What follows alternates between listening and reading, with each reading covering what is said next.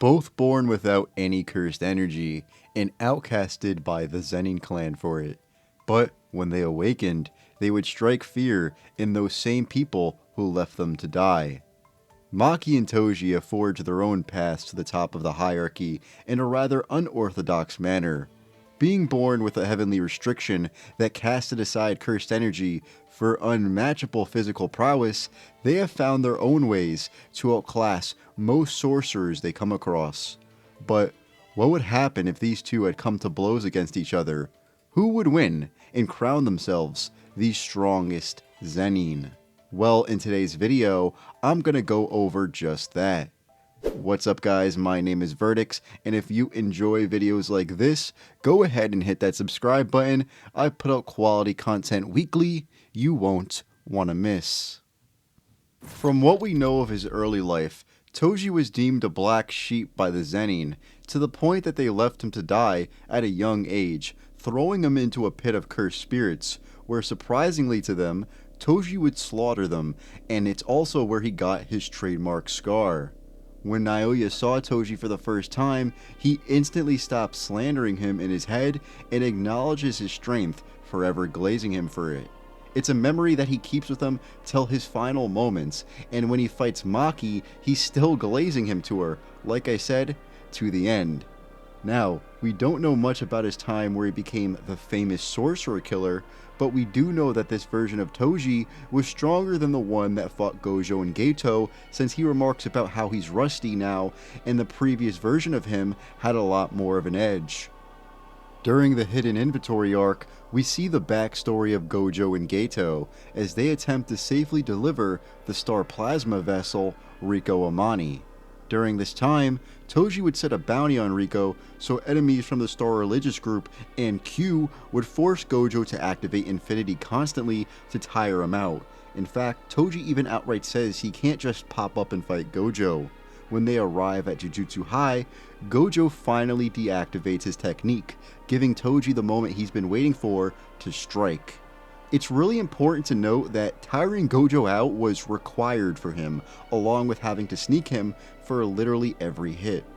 This is why after Gojo used blue to clear the surrounding area, Toji would immediately counter with flyheads to once again hide in and trick Gojo into thinking he was going after Rico, when in actuality he was behind him, where Gojo sees at the last second due to the irregular cursed energy from his blade, but isn't fast enough to avoid his inverted Spear of Heaven, which nullifies an opponent's curse technique and violently cuts through Gojo. Afterwards, Toji would complete his mission by killing Rico right in front of Geto and be challenged to a fight by him.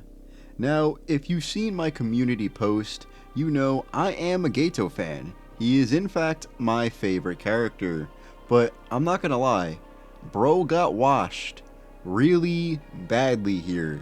His most durable cursed spirit was sliced through effortlessly by Toji, and his spirit that trapped Toji inside the innate domain didn't really do anything either.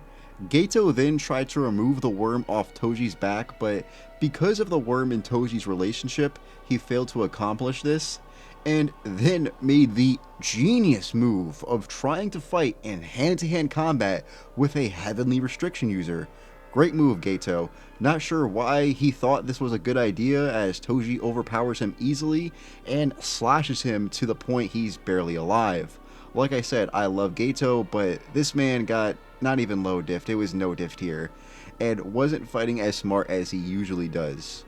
In round 2 against Gojo is where everything changes though, and for once, Toji is the one being pushed back, as after coming back from near death with reverse curse technique, Gojo dodges Toji's attack and would use red to attack Toji, where in the anime we see Toji block a direct hit with the inverted Spear of Heaven. Meanwhile in the manga he just gets sent flying back from the attack. However, the aftermath of this attack is still the same, and after seeing Gojo float in the air, declaring himself the Honored One, Toji would end up nerfing himself right here. You see, during this moment, Toji was too caught up in thought about Gojo's awakening, and we see with Maki that getting too caught up in thought is what held her back from reaching Toji's level in the first place. Gojo would dodge every attack Toji threw at him with little to no effort and finish the fight off with one yet very effective attack in Hollow Purple. Now, I'll give Toji the credit of this attack is on the absolute highest tier of all attacks in the verse and does fire at incredibly high speeds, but Toji does possess precognition, yet he still couldn't dodge this attack, meaning that Toji wasn't fast enough to dodge Hollow Purple or tag Gojo once he awakened his abilities. I'm not gonna lie, Toji got dog walked here, but again, it is Gojo he was fighting against, but that does it for his feats during the hidden inventory arc. As for when he gets resurrected during Shibuya, Toji would foderize everyone he went up against, as Ino and the old lady were of course effortlessly defeated, and afterwards he would enter through Megumi's domain and fight Dagon.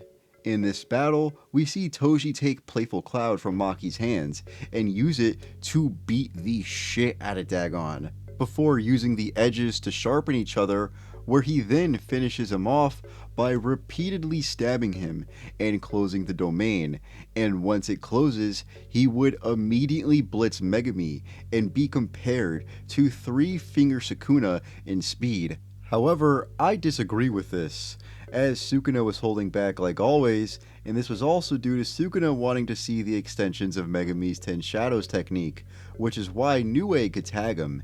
If he wanted to blitz and kill Megumi, he would have had no problem doing so. Meanwhile, before Toji regained consciousness and was a killing machine, Megumi still was able to come up with a counterattack and avoid him.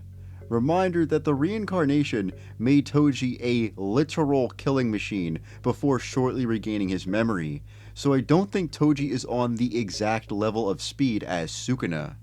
Now, unfortunately, this is the last we see of this demon, as he would end himself so Megumi could live. Now, Toji is definitely one of the strongest characters in the verse, no doubt about that, but I think that some people forget that the closest thing we got to see to Prime Toji was when he was reincarnated, and unfortunately during that time, his opponents weren't as strong as the ones he fought when he was alive.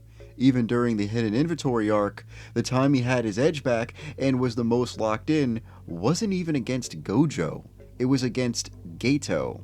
Teen Geto, mind you, so don't use that stuff he has in Chapter 0 for him here, cause as a Geto fan, I'll tell you, he was not that strong in the grand scheme of things during this time at all. And when Toji fights an awakened Gojo, he was nerfed due to the amount of overthinking he was caught up in. So it's kind of an Itachi situation where his strongest version as the sorcerer killer is something we don't have showings of, and we have to hypothesize how strong he was when having his edge back and always locked in. However, Toji, even when nerfed, still has physical prowess most can't match, along with great battle IQ, and an arsenal that allows him to use many weapons, but mainly the split soul katana and the inverted spear of heaven. No matter the state he's in, taking this guy down is something that you're most likely not going to be able to do. Maki's time in the Zenin clan was even worse than Toji's, as not only was she outcasted for not having cursed energy just like him, but with Naoya running around, being a woman was something that he would make you feel very hard to do. I don't think I need to go over her time before her fight with Ogi and Awakening, as that version of Maki gets slammed by most of the verse and doesn't come close to the level she ends up reaching. When she pulls up to the Zenin clan and fights Ogi, the only reason she initially lost was because she didn't understand cursed energy at all, as she does break his sword and gains the advantage, but since sorcerers can use cursed energy to make up for the broken blade, Ogi uses this to defeat Maki and throw her and Mai into the exact same pit Toji was thrown into years back. After entering Mai's innate domain, she would gain access to the split soul katana and blitz him so bad he is still in the middle of his sentence when she cuts his head in half and appears behind him. She then proceeded to satisfyingly destroy the Kukuru unit, followed by the Hei, easily ripping two of their throats out and overpowering Ranta's ability with just physical might while being compared to Toji before dodging Junichi's large-scale attack even at a point-blank range and taking his head. He then has her first real competition against Naoya, who can hold his own and performs pretty well against her, repeatedly landing in attacks on her at mock speeds, even drawing blood from her. But unfortunately for Naoya, Maki would turn around and one-shot him.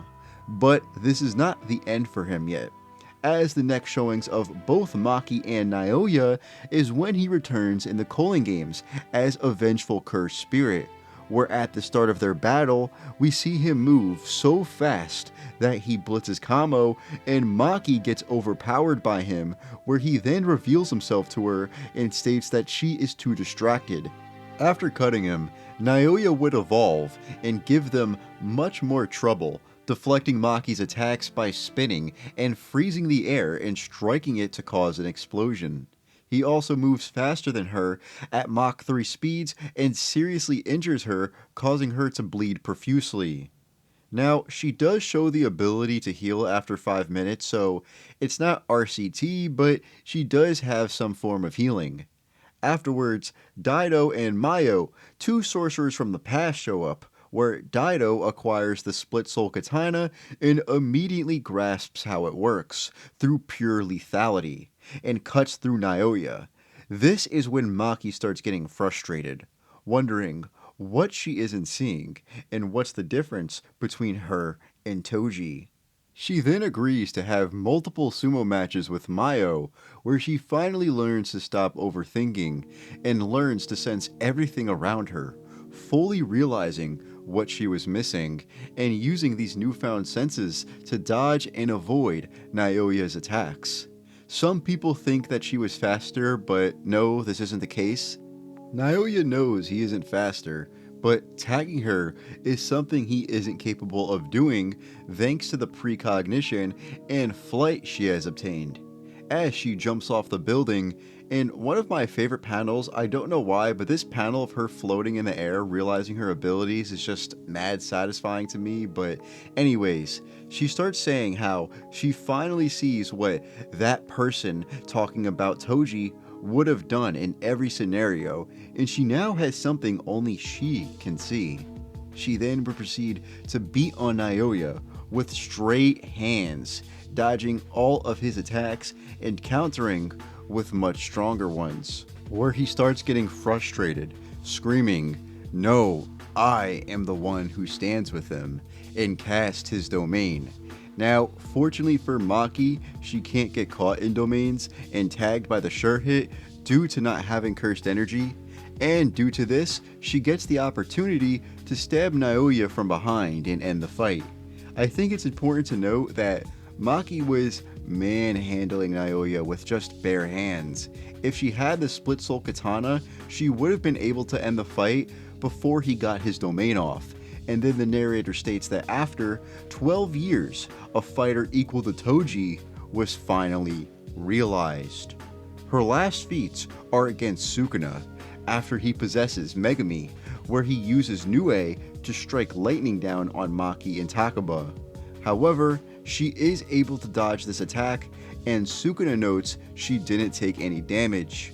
She then proceeded to fight in hand-to-hand combat with him, where she manages to knock him back. However, Sukuna's cursed energy was being heavily nerfed by Megumi, but she shows that she can still keep up in hand-to-hand combat and both physical strength and speed, as she is able to keep up with him and endure his punches, which Sukuna compliments her for again.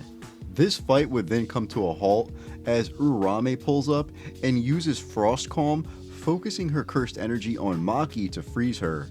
Now, she should have been able to dodge this attack, but I will give her the benefit of the doubt that she is fatigued, and not only was Urame's cursed energy focused on Maki, but this has a large area of effect as well. Afterwards, Kenjaku would go on to state that Maki is on the same level as Yuta and Hakari as a heavy hitter alongside Yuji, of course, and would have 1 month of training before the fight against Sukuna. Keep that in mind. When she starts fighting Sukuna again is after Yuta's domain is broken, where she sneaks up behind him, and it states that only people with awareness of the soul can heal attacks from her split soul katana. But due to the fight against Gojo earlier, this healing process isn't as fast as it would be. This Sukuna, while weakened from the fight with Gojo, is still stronger than Maguna, yet Maki could still show relativity to him, where she can overpower and throw Sukuna while reading the flow of the air to dodge world-cutting slash, which Sukuna compares to Maharaga's abilities to read attacks. She then would clash with him, but this is where Sukuna starts taking the fight more seriously and sends multiple cuts that hits Maki's back, but she then counters by sending him flying back once more before the narrator states that everyone he's fought after Gojo has been great, but Maki was the one that made Sukuna more interested than all of them. Mind you that Yuta and Kashimo are included in this statement. She then endured a point-blank cleave to the face, and as Sukuna charges up a black flash, he states that this is the first time anyone has ever given him something to prove, as he then hits her with black flash. Her last feats against him come when she cuts off one of his hands out of nowhere. And as Yuji and Chozo are attacking Sukuna, she comes out from one of the nearby buildings and presses him against the wall. They then take the battle up into the sky, where he would counter by hitting her with black flash once more, immediately followed by another several slashes. Unfortunately, this is the last feats we have of Maki, but we do hear that she would have been able to sneak up and kill Kenjaku just as Yuta did. In fact, since she doesn't have any cursed energy, she probably could have done this better, outside for the following cursed spirits that will cause chaos after Kenjaku dies. It's safe to say that she is truly a worthy successor to Toji, and has some very underappreciated feats compared to the rest of the characters in the verse. But does she surpass him? Well, I think that when this debate really starts is after she defeats Cursed Spirit Naoya, and is stated that she became equals with Toji. But this is where things get tricky. You see, it really depends on how you view this statement, as some people view this as Gege saying she has reached her cap and cannot get any stronger, but I disagree, as nothing proves this is the case. In fact, the opposite is a lot more easy to prove, as we see Maki perform better against a stronger version of Sukuna that has 4 hands and an extra mouth to use enchantments after having a month to train for this battle.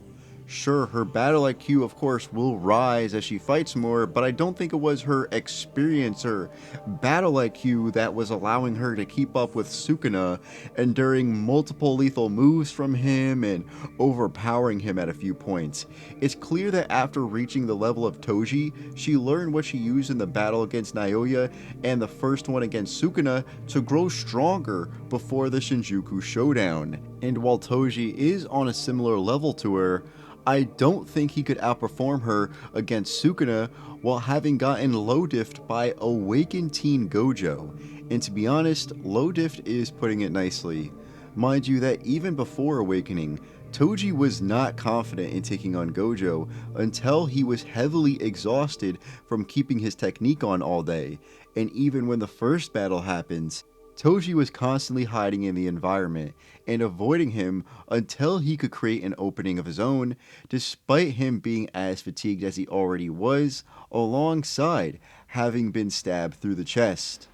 Another thing to note is how Gojo could constantly outspeed Toji and wasn't hit once by him after awakening. Meanwhile, Maki is able to dodge world-cutting slash and keep up with him on several occasions. Again, I get it was Gojo Toji was fighting against, but Maki is also fighting against Sukuna, whom not only defeated Gojo, but when fighting Maki in Shinjuku, he was stronger than the version of himself that took down Gojo while holding back. And of course, this Gojo is stronger than himself during his teenage years, who defeated Toji. And yes, Sukuna was weakened by Gojo, that is true, but it's only after his fight with Gojo that he starts to take things seriously. And Maki's performance was something he acknowledged, and even when he fought Gojo, Yuta, and Kashimo, it was Maki that made him want to fight to prove something for the first time in his life.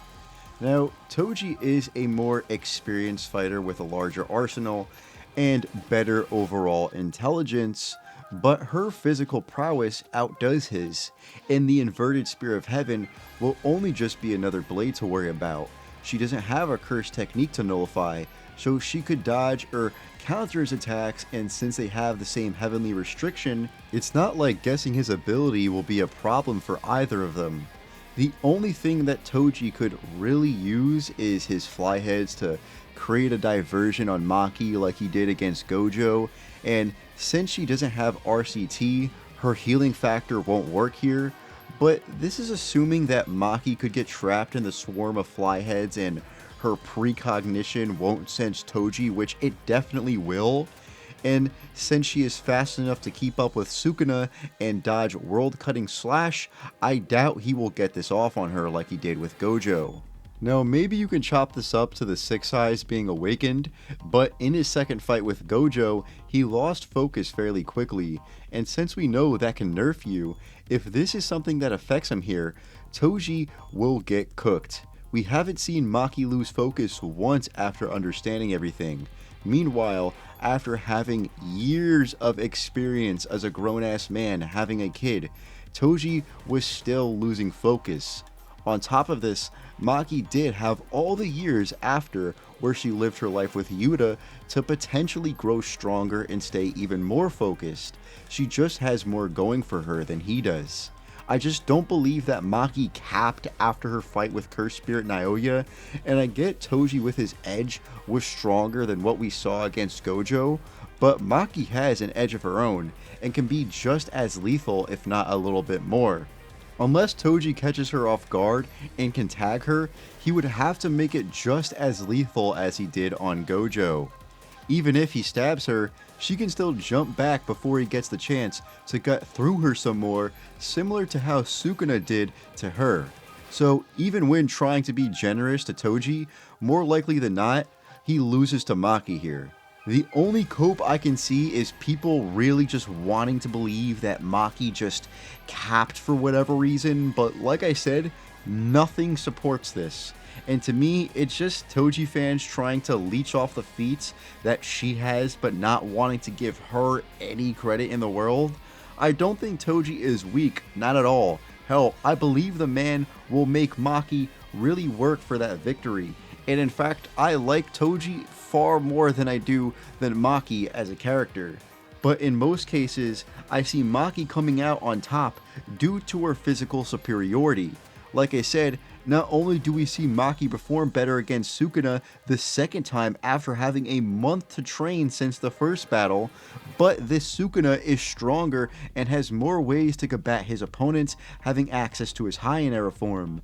So at the end of the day, Maki is going to come out on top. She has every way to counter him and knows what he is capable of, along with being the more physically capable fighter.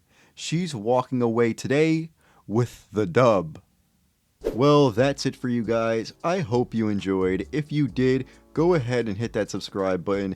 It helps with the algorithm and is very appreciated. Shout out to Tiberius for the thumbnail. Make sure to hit him up on Twitter, link in the description, as well as following my Twitter at Vertics_ for more of my takes. And without further ado, you guys can get out of here.